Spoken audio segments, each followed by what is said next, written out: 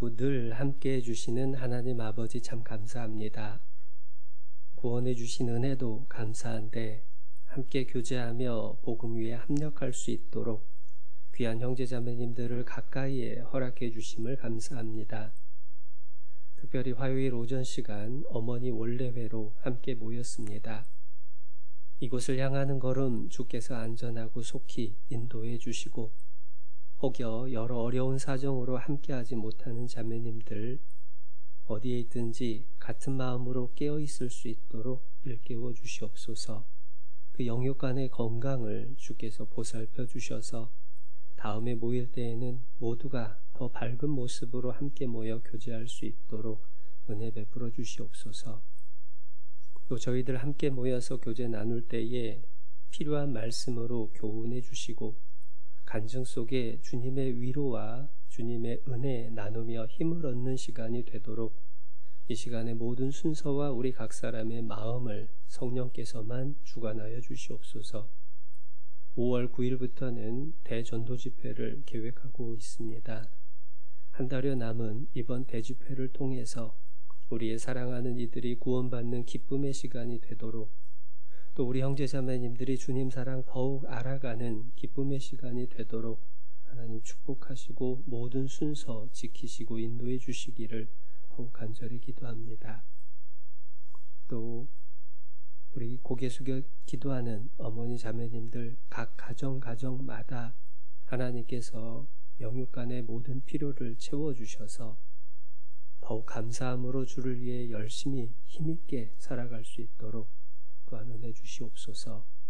함께하는 이 시간의 모든 순서도 오직 주께 의지하오며 우리를 사랑하시는 예수님의 이름으로 감사하며 기도드렸습니다. 아멘. 함께 출애굽기 1장 말씀을 찾아보시겠습니다.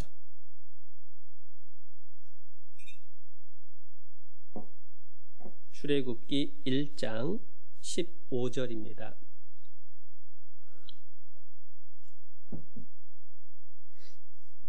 출애굽기 1장 15절부터 제가 읽어드리겠습니다. 애굽 왕이 히브리 산파 십브라라 하는 자와 부아라 하는 자에게 일러 가로되 너희는 히브리 여인을 위하여 조산할 때에 살펴서 남자여든 죽이고 여자여든 그는 살게 두라. 그러나 산파들이 하나님을 두려워하여 애굽 왕의 명을 어기고 남자를 살린지라. 네, 인사드리겠습니다. 안녕하십니까? 네, 반갑습니다. 빨리 코로나가 지나가긴 해야 될 것 같아요. 계속해서 조금 줄어든다고는 하는데 더욱 기도 같이 해주시고 또 지금 아직은 앓고 계시는 분들 위해서도 기억하고 기도하셨으면 좋겠습니다. 방금 읽었던 출애굽기 1장 15절부터의 내용은 십브라라고 하는 산파와 부아라고 하는 산파 두 여인의 이야기입니다. 애굽왕 바로가 이제 요셉도 알지 못하고 유대인들이 이집트 땅에 숫자가 너무 많이 늘어나는 걸 보고 불안해졌죠.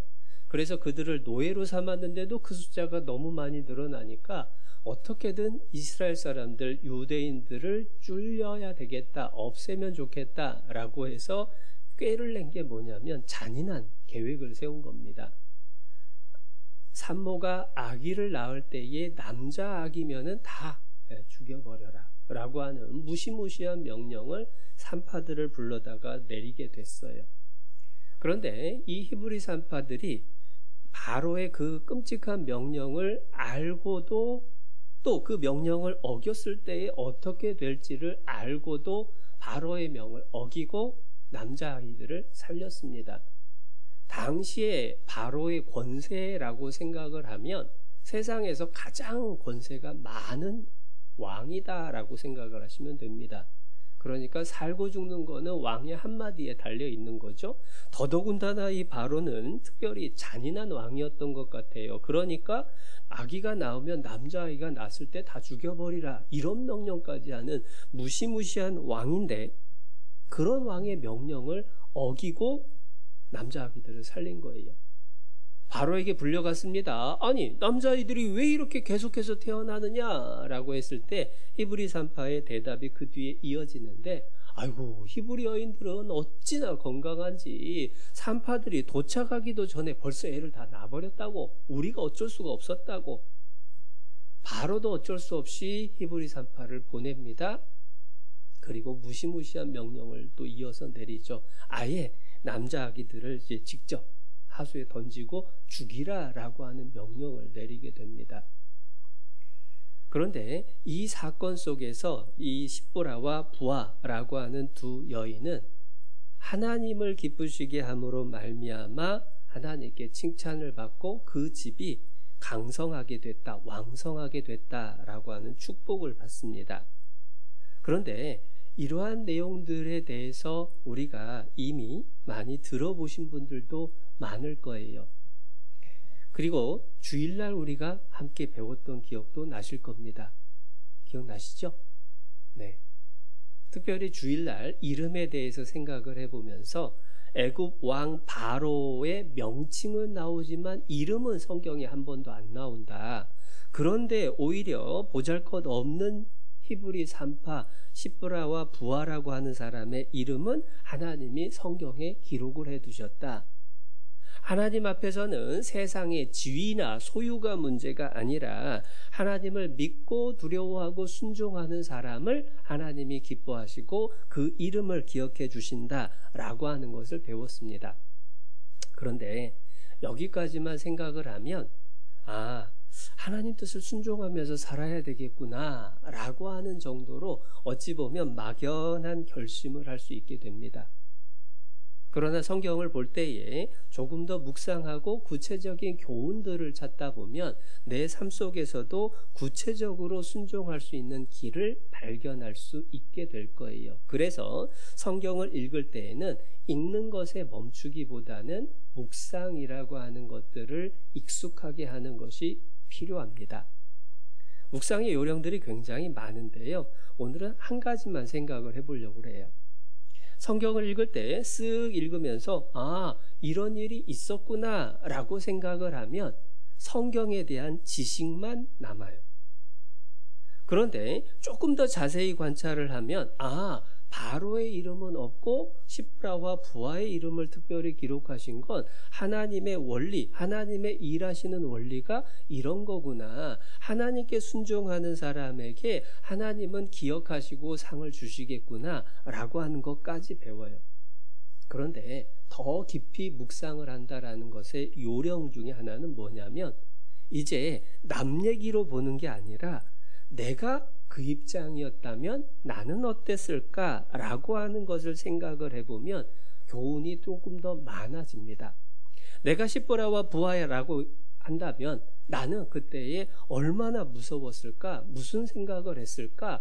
나 같으면 어떻게 했을까?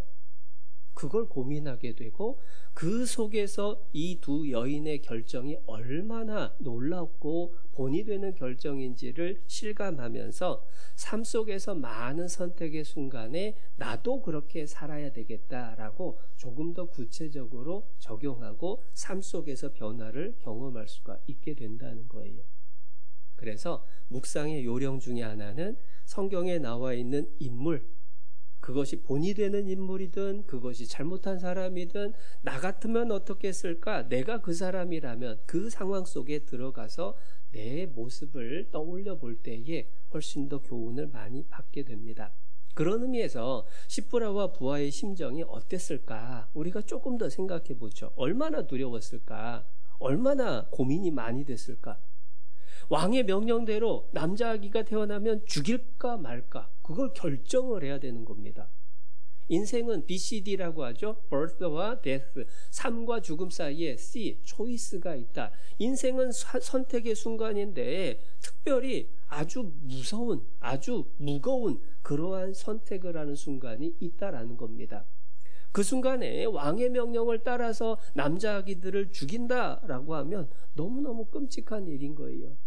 내 손에 피를 묻힌다. 사실 상상하기도 어려운 일이죠. 그렇다고 해서 왕의 명령을 어긴다? 그러면 이제 내가 죽게 생긴 거예요. 내가 손에 피를 묻히는 게 아니라 내 목이 달아날 수도 있는 그런 상황이라는 겁니다. 더더군다나 내가 헤쳐야 되는 게 적군을 물리치는 전쟁에서 적을 죽이는 게 아니라 동족의 아기들, 어찌 보면 내 친척들의 아기들을 내 손으로 죽여야 되는 그런 끔찍한 명령인 거예요. 어떻게 그렇게 하겠냐? 아이고 못하겠다 싶은데 바로를 생각을 해보면 또 마음이 고민이 되는 거예요.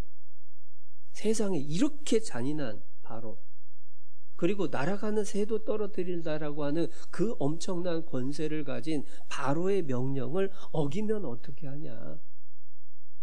그런데 그 상황에서 시브라와 부하는 왕의 명령을 어기기로, 그리고 남자 아기를 살리기로 결정을 했습니다. 왜 그랬을까? 왜 그랬을까?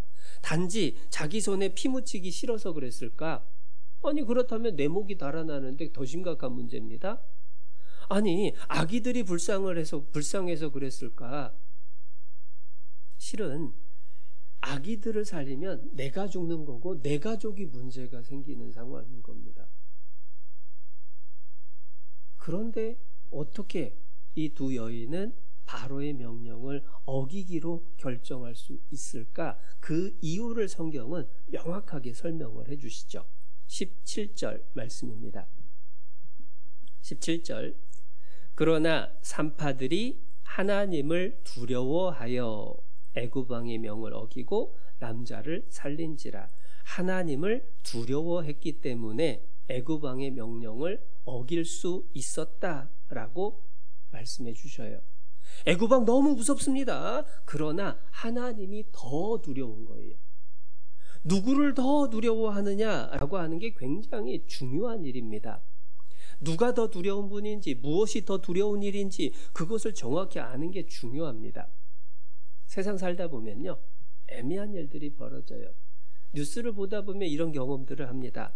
사람들 중에 법보다 가까이에 있는 주먹을 두려워하는 사람들이 있어요. 그 사람들 어떻게 하죠? 법에서 그만 도둑질이나 강도질이나 이런 일들을 요구를 받는데 안 하면 내가 맞을 것 같아요. 그러니까 법보다 가까운 주먹이 무서워서 그 범죄에 동참을 하는 사람들이 있습니다. 거창한 일뿐만 아니라 어린애들이 왕따에 동참하는 것도 사실은 비슷해요. 이건 아닌데 라고 하는 걸 알아요. 그런데 내가 따돌림 당하면 어쩌지? 그게 무서워서 왕따를 시키는데 동참을 하는 겁니다. 애들뿐만 아니라 누구나 그런 경험들을 할 수가 있죠. 그런데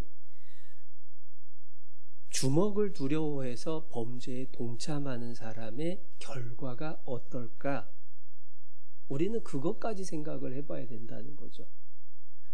주먹을 두려워해서 법을 어기게 되면 그 범죄로 말미암아 감옥에 가거나 더 큰 형벌을 받을 수 있습니다.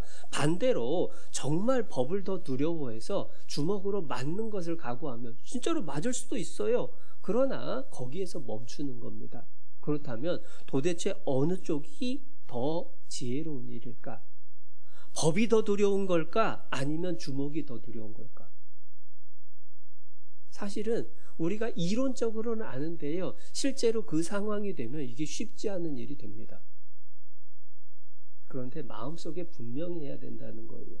무엇이 더 두려운가? 누가 더 두려운가? 하물며 하나님이 두려우냐, 바로 왕이 두려우냐, 누가 더 두려우냐를 갖다가 분명히 알고 마음에 새기고 있어야 된다는 거죠. 마태복음 10장을 찾아보겠습니다.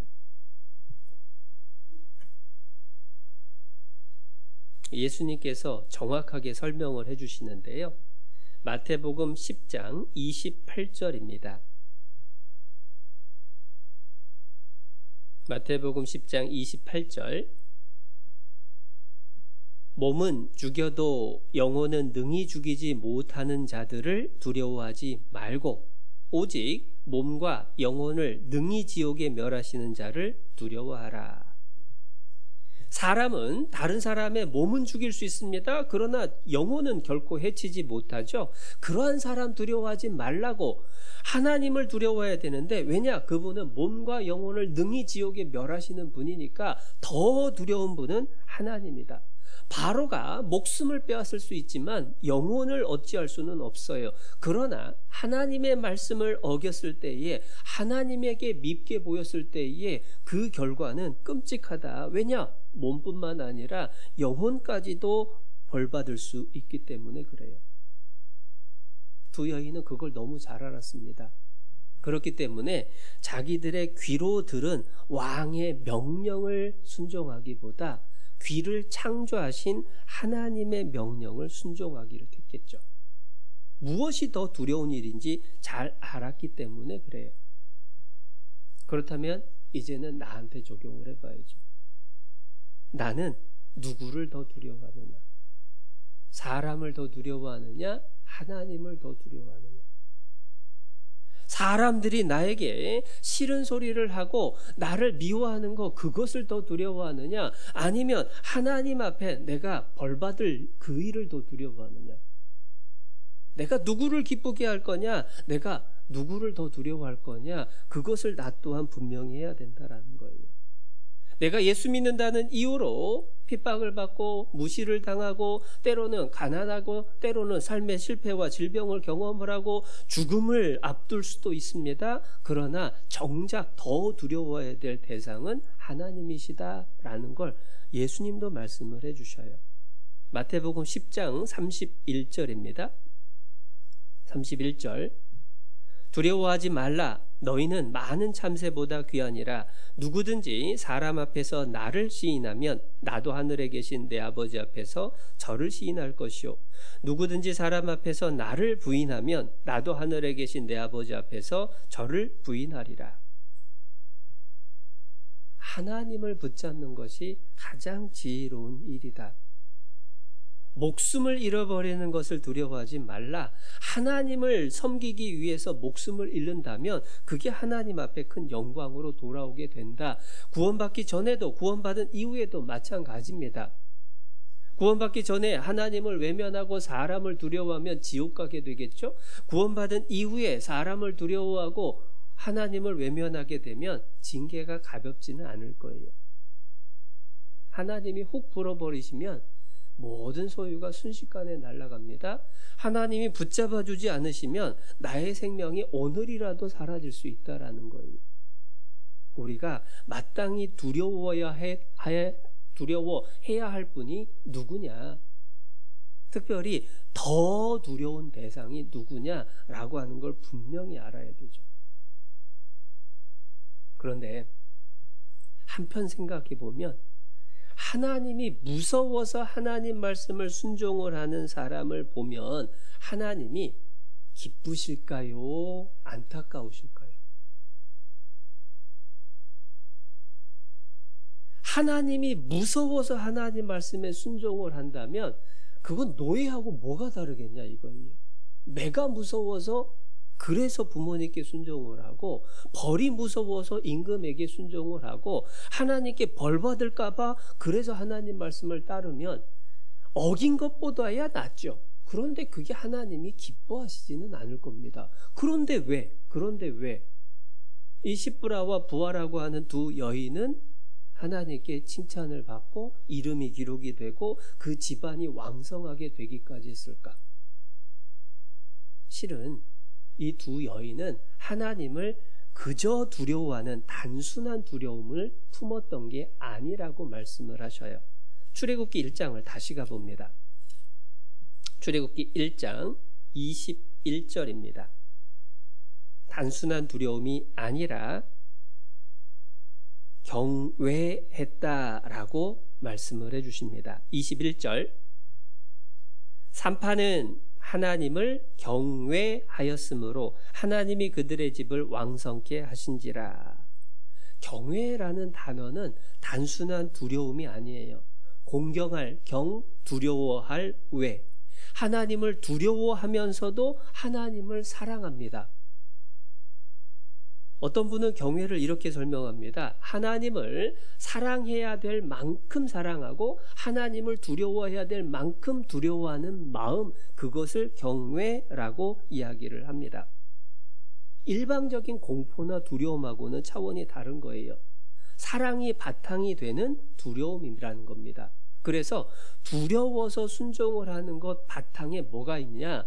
하나님을 사랑하니까 하나님을 기쁘시게 하고자 하는 마음이 그 바탕에 깔려 있다라는 거예요.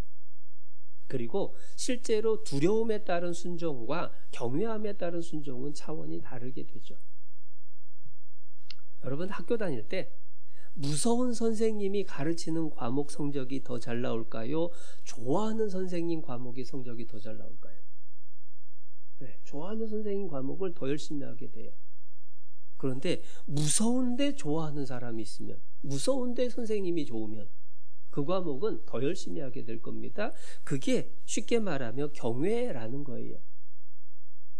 산파들은요, 하나님을 경외했기 때문에 기꺼이, 무서워서가 아니라 기꺼이 내 목숨보다 하나님의 뜻과 명령을 순종하는 것을 택했다라는 거예요.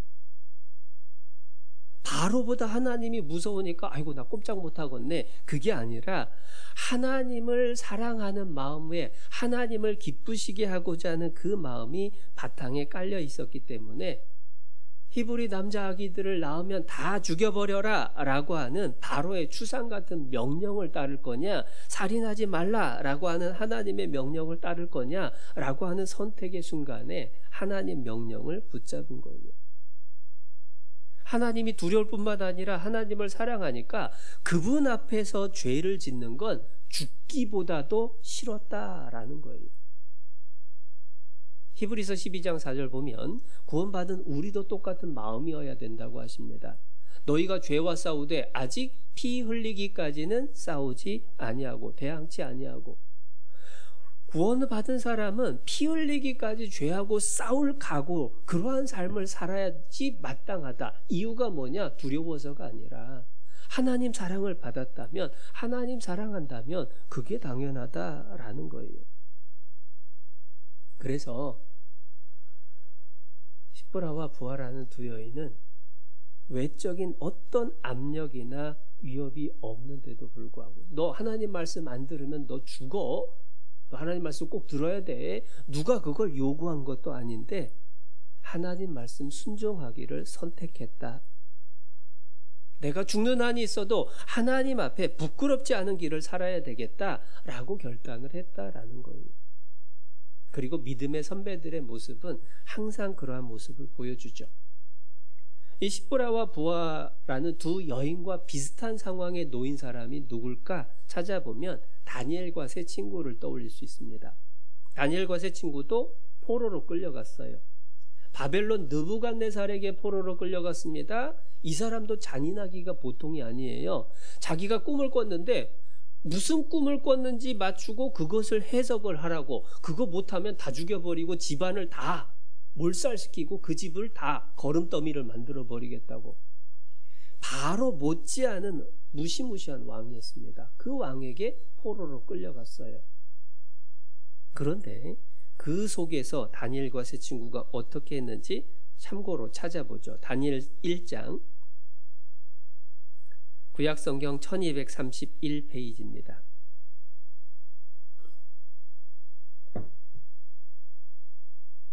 다니엘 1장 8절. 다니엘 1장 8절, 1231페이지. 다니엘은 뜻을 정하여 왕의 진미와 그의 마시는 포도주로 자기를 더럽히지 아니하리라 하고 자기를 더럽히지 않게 하기를 환관장에게 구하니. 느부갓네살 왕이 포로들에게 전부 다 니들은 내가 내려준 음식을 먹어. 그런데 그 음식은 우상에게 제물로 드려졌다가 물려낸 음식들입니다. 그러니까 우상 숭배에 동참하게 되는 그러한 일을 요구를 한 거예요. 그런데 다니엘은 아니라고, 내가 그 음식 먹어서 내가 하나님 앞에 더럽혀지게 부끄럽게 되는 것을 원치 않는다. 마음에 결심을 합니다. 그리고 그렇게 살려고 행동으로 옮겨요. 그런데 만약에 그걸 왕이 알면 어떻게 될까요? 감히 임금이 내려준 음식을 거부해? 네, 그거는 목숨 날아가는 거예요. 그 나라에 신하가 거부를 해도 목숨이 날아갈 일인데 그 나라에 포로로 끌려온 사람이 안 먹겠다고 거부를 하는 것은 목숨 걸었다 그 얘기입니다. 그런데 왜 다니엘과 세 친구는 그런 결정을 했을까? 느부갓네살보다 하나님이 더 두려운 분이다. 뿐만 아니라 경외한 마음이 똑같이 있었던 거예요. 내가 죽으면 죽었지 하나님 앞에 부끄러운 삶을 살 수는 없다. 하나님이 어떤 분인데 내가 그분을 얼마나 사랑하시고 그분이 나에게 얼마나 큰 은혜를 베풀어 주셨는데 내가 그분 앞에 부끄러움을 끼치는 일을 어떻게 하느냐. 차라리 죽고 말지. 그리고 이 결정을 한 거예요. 그런데 한 번으로 끝난 게 아닙니다. 자꾸만 그런 위기가 생기죠. 3장 18절입니다. 느부갓네살 왕이 자기 모양의 신상을 만들어 놓고 절을 하래요. 절을 안 하면 다 불타는 풀무로 태워 죽인답니다. 그런데 다니엘의 세 친구가 붙잡혔죠. 그때에 세 친구가 하는 말이 18절이에요. 17절부터 읽어야 이해가 되겠네요. 만일 그럴 것이면 왕이여 우리가 섬기는 우리 하나님이 우리를 극렬히 타는 풀무 가운데서 능히 건져내시겠고 왕의 손에서도 건져내시리이다. 그리 아니하실지라도 왕이여 우리가 왕의 신들을 섬기지도 아니하고 왕의 세우신 금신상에게 절하지도 아니할 줄을 아옵소서. 니들 풀무불, 쇠를 녹이는 불이 풀무불입니다. 풀무불에다가 집어넣어 버린다? 예.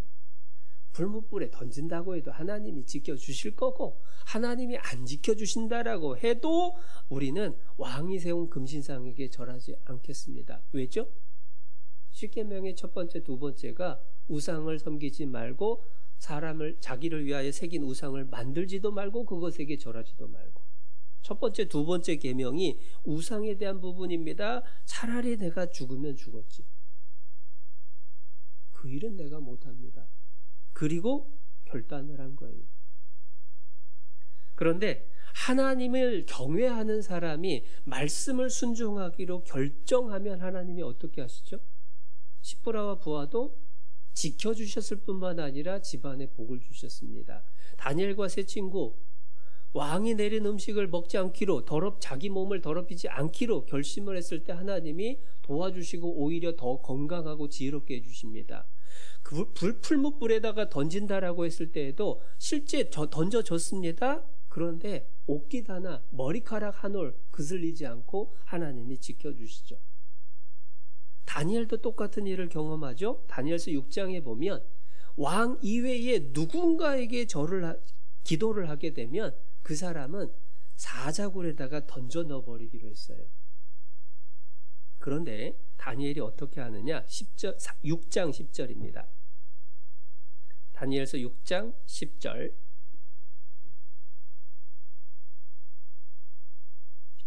다니엘이 이 조서에 어인이 찍힌 것을 알고도 조서라는 게 뭐냐면 왕 이외에 누구에게든 기도하면 사자굴에 던진다라는 법이에요.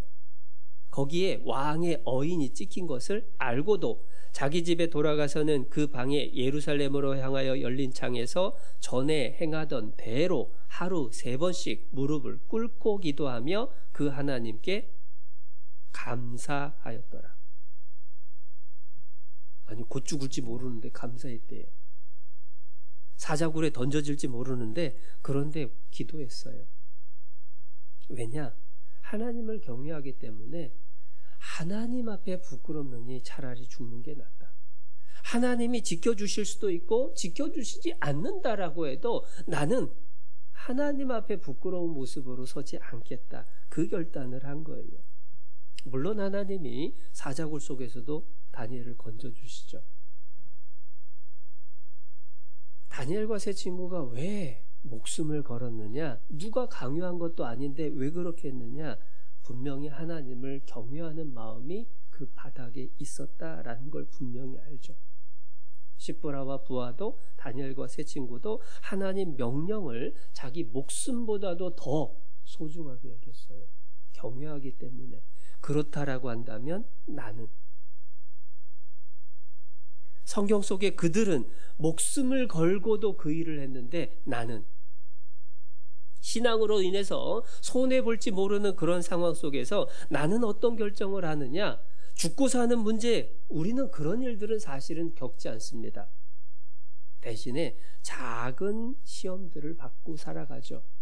주일날 말씀 시간에 일하러 가면 돈을 좀 더 벌 수 있는 상황이 생겼습니다. 돈 벌러 가야 되냐, 말씀 듣고 교제하는 자리에 참석할 거냐, 선택의 순간이 주어집니다. 교제 시간이 다가오는데 몸이 유난히 오늘따라 피곤한 것 같아요.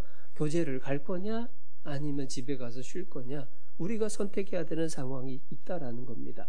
복음을 전하기 위해서 입을 열어야 되는데 내가 반대를 받고 핍박을 받을 것 같은 게 예상이 됩니다. 그 순간에 나는 어떻게 할 거냐. 목숨이 걸려 있진 않지만 우리에게도 그러한 선택의 순간이 주어지는데 나는 어떤 선택을 할까?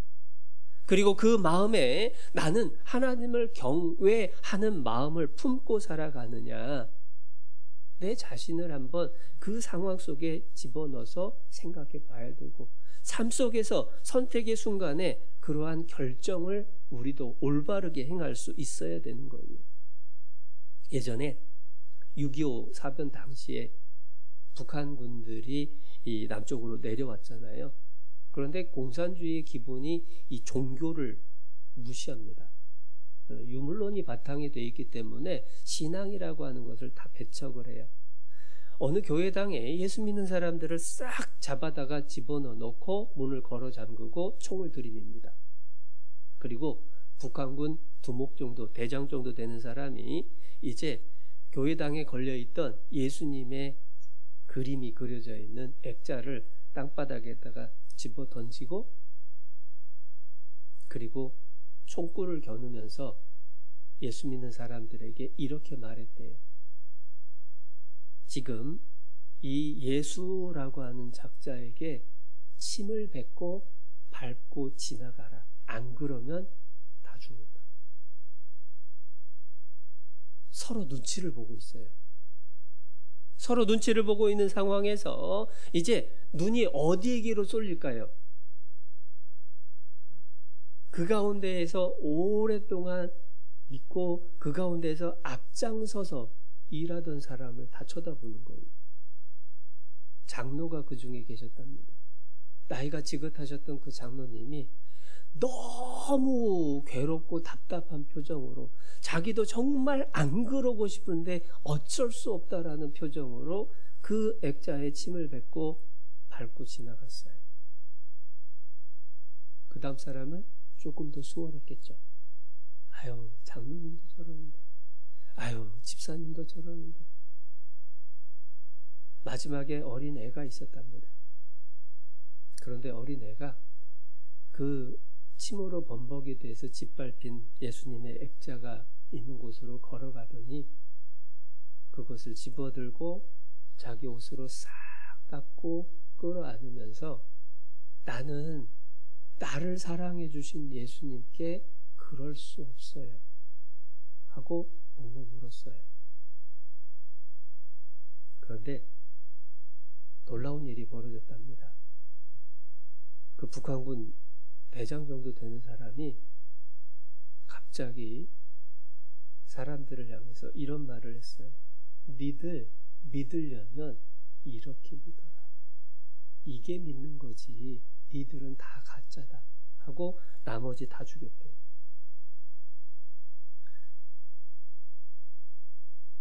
하나님을 믿는다라고 하는 게 단순한 취미생활, 여가생활은 아니죠. 예수님을 나를 구원하시기 위해서 죽기까지 하셨습니다. 그런데 나는 예수님을 사랑한다라고 하면서 그분을 위해서 어느 정도까지 희생을 각오하느냐. 사실은 그러한 선택의 순간이 수시로 다가온다라는 거예요. 나의 신앙은 과연 상황에 따라서 변하는 신앙이냐, 아니면 하나님을 경외함으로 변함없이 살아가느냐, 다른 사람들이 어떻게 하느냐에 따라서 따라가는 신앙이냐, 아니면 하나님 말씀을 붙들고 흔들리지 않는 신앙이냐, 내 자신을 한번 점검해 봐야죠. 히브리 산파 십보라와 부하가 정말 대단한 건 뭐냐면, 당시에 이스라엘의 산파가 몇 명쯤 됐을까? 출애굽기에 보면은 출애굽 당시에 인구가 약 200만입니다. 유대인 인구가. 200만 인구의 산파가 두 명밖에 없었을까요? 그럴 리 없죠. 훨씬 더 많았을 겁니다. 그런데 왜 십보라와 부하만 나왔느냐? 그들이 책임자였을 거예요. 산파들 다 불러가지고 얘기할 수는 없으니까 바로가 이제 히브리 산파들을 관리 감독하는 두 책임자를 불러서 그들에게 얘기를 했습니다. 이제 십보라와 부하는 결정을 해야 되는데, 왕의 명령을 따를 거냐 하나님 말씀을 따를 거냐 결정을 해야 되는데, 문제가 하나가 실은 더 있었어요. 그게 뭐냐면 둘이서만 마음이 맞는다고 되는 게 아니라는 겁니다. 많은 히브리 산파들을 불러 모아놓고 그 앞에서 이제 결단을 해야 되는 거예요. 임금이 이런 명령 내렸다고. 그런데 어쩔 거냐고. 우리 두 사람은 왕의 명령 어기고 우리 동족의 자녀들, 하나님의 선택받은 우리 민족을 살리겠다고. 예를 들어서 100여 명 모여 있는데 두 사람이 그 얘기합니다. 그 중에 한 명만 배신하면 어떻게 되죠? 다 죽는 거예요. 내 혼자 결정을 하는 것도 사실 쉽지 않은데, 많은 사람 앞에서 내 결단이 이러하다, 니들이 어떻게 하든 간에 나는 죽으면 죽었지, 말씀대로 살 거다. 사실 내 목숨 하나 거는 것 이상으로 훨씬 더 두려운 일이었을 것 같아요. 만에 하나 한 사람이라도 딴 마음 품으면 어찌 될까? 다 일시단결하는 것도 쉽지가 않은데, 그런데 그걸 결정을 하고 실천을 했다라는 거예요. 그 얘기는 뭐냐면, 남들이 어떻게 하든 나는 말씀대로 말씀 지키고 하나님 앞에 부끄럽지 않겠노라고, 차라리 죽겠노라고. 그렇기 때문에 하나님이 십보라와 부하라는 이름을 성경에 특별히 기록하시고, 그들이 여호와를 경외했기 때문에 그와 그 집이 왕성해졌다라고 하는 축복까지 내려주신 거예요. 가만히 생각을 해보면 그 사람들의 이야기를 읽을 때마다 왜 나는 신앙생활을 하는데 자꾸만 상황에 타협을 하고 사람들과 타협을 하고, 이 정도쯤이면 뭐 이쯤은 괜찮겠지라고 타협된 신앙생활을 살아갈까? 그게 어찌 보면 하나님에 대해서 내가 오해하고 있기 때문일 수 있어요. 하나님을 경외하는 것이 마땅한데 하나님을 경외함이 내 속에 없기 때문에 그럴 수 있다는 거죠. 가만히 생각을 해보세요. 여러분, 하나님 생각하면 마음속에 두려운 분이라는 마음이 있나요? 혹시나 하나님을 생각을 하면서 하나님은 무조건 사랑하시는 분, 내가 무슨 죄를 지어도 오냐 괜찮다라고 하시는 분으로 내가 착각하고 살아가지는 않나요? 내가 편할 때는 잊어먹고 살다가 내가 어려운 일이 생길 때만 그제서야 하나님을 붙들고, 하나님 이것 좀 도와주세요, 나 이게 잘 안 돼요, 하나님을 도깨비 방망이나 마치 요즘 말로 하면은 비서나 심부름꾼처럼 하나님을 떠올리고 살지는 않는지 우리가 돌아보게 된다라는 거예요. 더더군다나 두려운 건 뭐냐면, 구원받은 지 오래될수록 사실은 더 위험할 수 있어요. 왜냐하면 익숙해졌거든요. 처음에 하나님을 생각하는 그 마음하고 10년, 20년 지난 다음에 하나님을 생각하는 마음이 똑같지가 않더라라고 하는 거예요. 그게 누구를 보면 아느냐? 사무엘하 6장에 보면은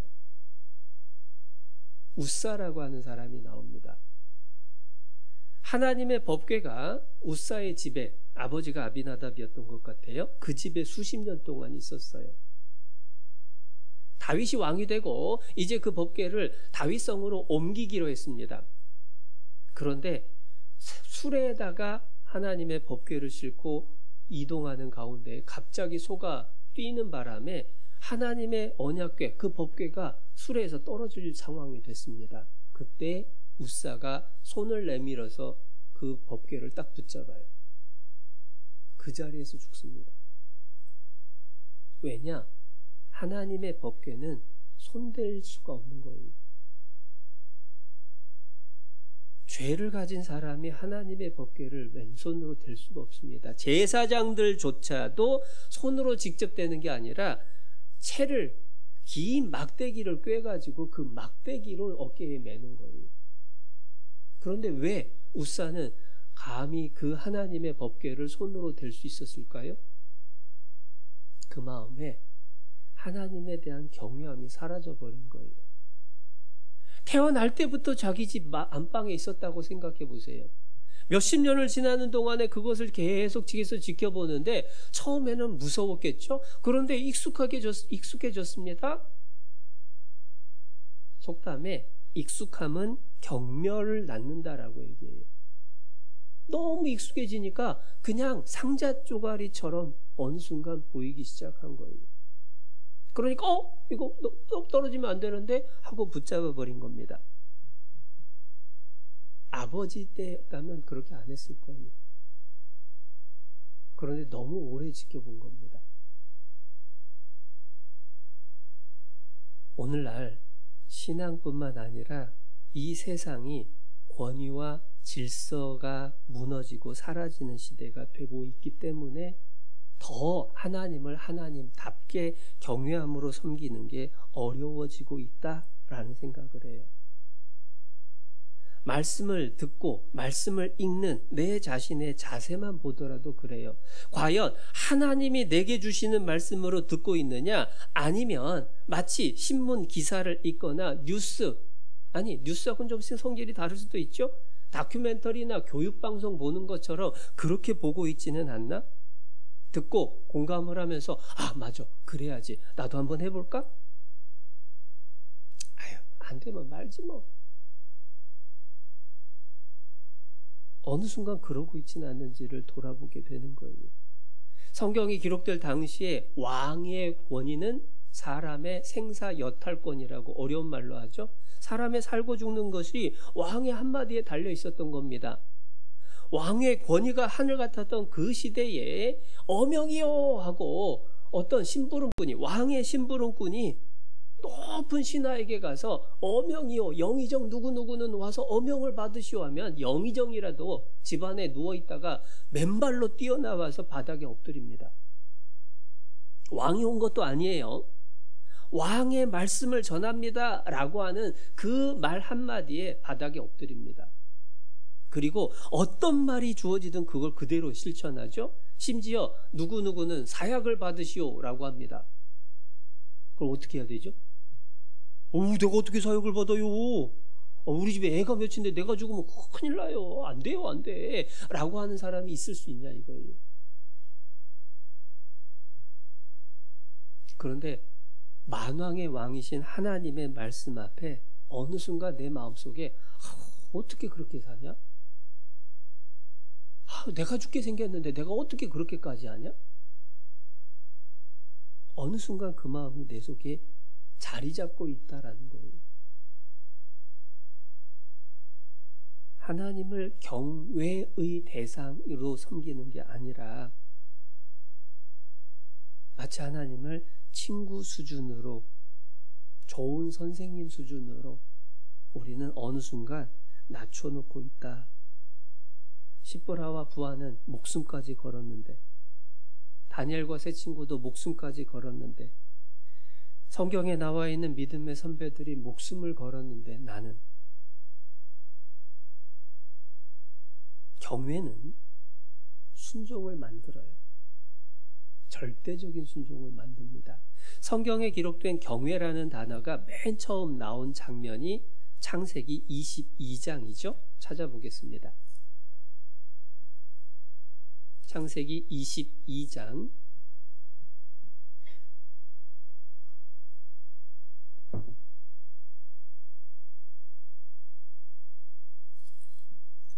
22장 2절을 먼저 보겠습니다.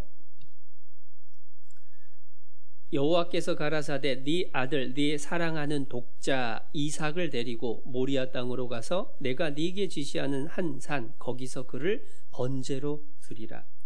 아브라함이 100세 되어서 낳은 외아들 이삭을 하나님께서 제물로 바치라 라고 말씀하셨습니다. 자기 눈에 넣어도 아프지 않을, 차라리 내가 죽으면 좋겠다 싶을 그 아들을 바치라라고 하는 명령에 아브라함은 새벽같이 일어나서 아들 데리고 출발을 합니다. 3일 길을 가서 모리아산에 올라가요. 그리고 아들을 묶어놓고 아들을 드리기 위해서 칼을 들었습니다. 하나님이 황급히 말리시죠. 그리고 하시는 말씀이 창세기 22장 12절입니다. 12절 사자가 가라사대 그 아이에게 네 손을 대지 말라. 아무 일도 그에게 하지 말라. 네가 네 아들 네 독자라도 내게 아끼지 아니하였으니 내가 이제야 네가 하나님을 경외하는 줄을 아노라. 경외. 하나님을 너무 사랑하고 하나님을 너무 두려워하고 자식을 바치라고 하는 명령까지도 하나님 앞에 순종할 수 있게 하는 그 근원이 뭐냐면 경외라는 거예요. 놀라운 것은 그 경외라고 하는 단어가 이후에 누구에게 쓰여졌느냐? 아브라함의 아들 이삭에게 쓰여졌습니다. 야곱은 건너뛰고 요셉이 하나님을 경외했다라고 나옵니다. 그리고 나서 출애굽기로 넘어갔고 출애굽기 맨 처음 1장에서 오늘 우리가 찾아본 십보라와 부하가 하나님을 경외했다라고 해요. 하나님을 경외하는 마음으로 살아가는 게 사실 쉽지 않은 일입니다. 그러나 하나님은 반드시 기억하시죠. 그리고 성경에 기록된 하나님을 경외하는 여성 중에 첫 번째가 십보라와 부하예요. 목숨을 걸었거든요. 그리고 또 하나 놀라운 건 뭐냐면 그 십보라와 부하가 하나님을 경외하는 마음을 품었던 시기가 언제냐면 애굽에서 종살이한 지 400년입니다. 당시에 이집트는 왕부터 시작해서 수많은 우상들을 섬기는 우상의 본거지입니다. 그곳에서 400년 종살이하고 있었는데 하나님을 경외하는 신앙을 지키고 있었어요. 어떻게 그럴 수가 있느냐? 너무 힘들어서 더 하나님을 붙잡았을 겁니다. 고난은 하나님을 가까이 하게 만드는 하나님의 손길이 틀림없어요. 뿐만 아니라 대대로 이스라엘 사람들이 자녀에게 하나님을 경외함에 대해서 얼마나 가르치려고 애썼는지도 분명하죠. 부모가 자식에게 보여준 거예요. 가르친 거예요. 그러니까 하나님 경외하는 마음을 지키고 살죠. 400년이 지나도록. 우리도 마찬가지라는 겁니다. 더욱 하나님을 경외함을 붙들어야 돼요. 그리고 그것을 나뿐만 아니라 내 자녀에게도 전해줄 수 있어야 되죠.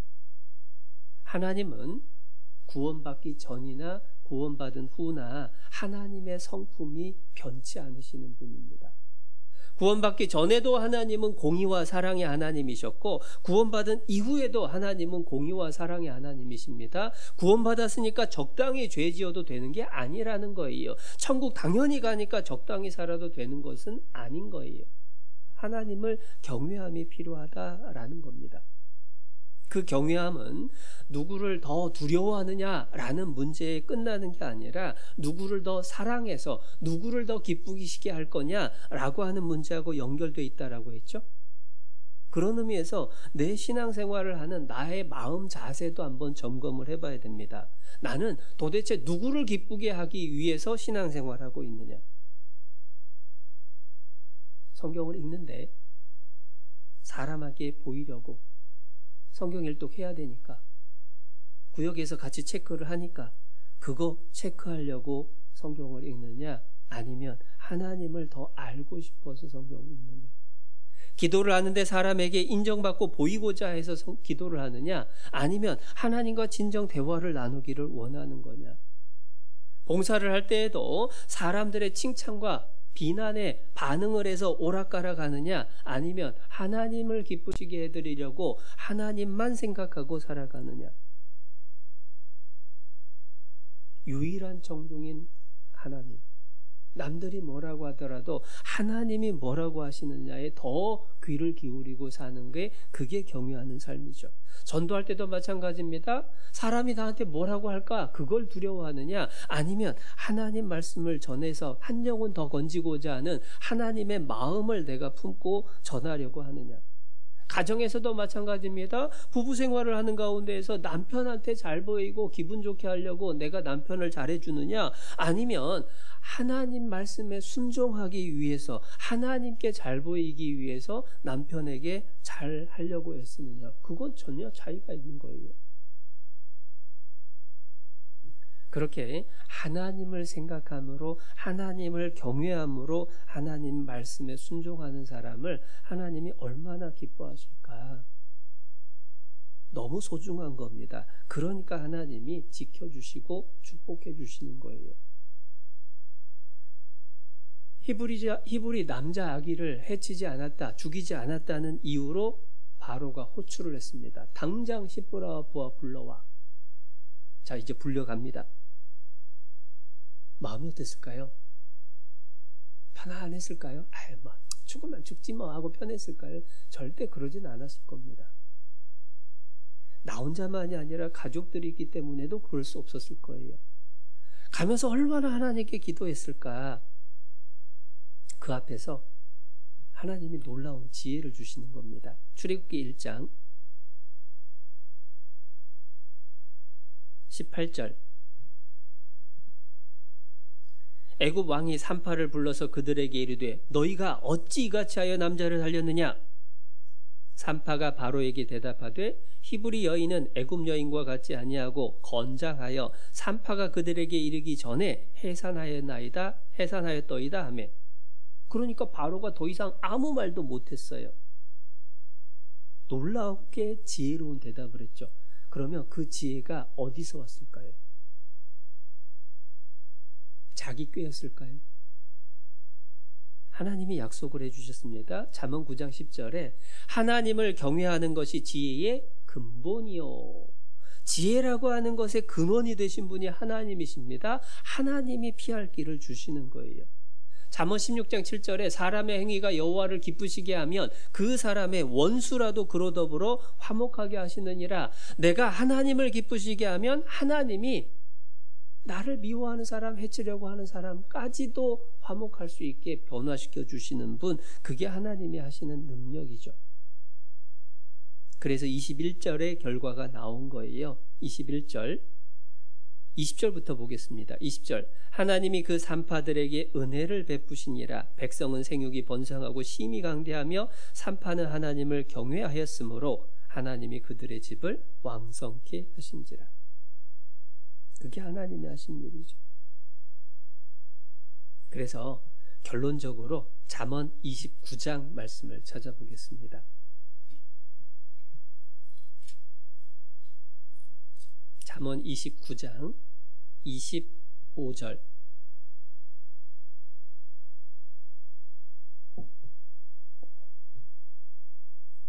잠언 29장 25절. 사람을 두려워하면 올무에 걸리게 되거니와 여호와를 의지하는 자는 안전하리라. 사람을 두려워하면 올무에 걸립니다. 오히려 더 낭패를 보게 돼요. 하나님을 의지하면 하나님이 지켜주십니다. 가장 안전한 길이죠.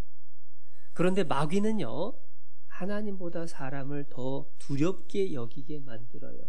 상황을 실제보다 더 두렵게 보게 만들어요. 전도를 할 때요, 화내면 어쩌지? 사이가 나빠지면 어쩌지? 나를 무시하면 어쩌지? 나한테 뭐 폭력을 행사하면 어쩌지? 막 마음 안에서 막 불안한 마음이 막 생겨납니다.